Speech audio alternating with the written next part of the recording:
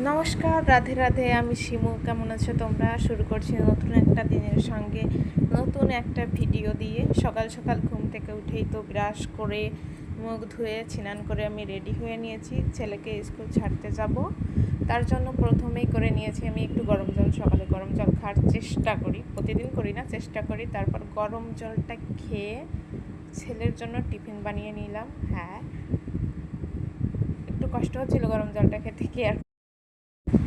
তারপর তো ছেলের টিফিন রেডি করে দিলাম বাচ্চার রুটি বানিয়ে, মানে ছোটো করে রুটি বানিয়ে দিয়ে এটাকেও বাচ্চার রুটি বলে। তারপর ওকে একটু আলু সিদ্ধ ভাত দিলাম, ওটা খেয়ে আর টিফিন বক্সটা গুছিয়ে দিলাম, নিয়ে চলে গেল স্কুলে। আমি স্কুলে দিয়ে চলে এসেছি, এখন পূজা করে নেব।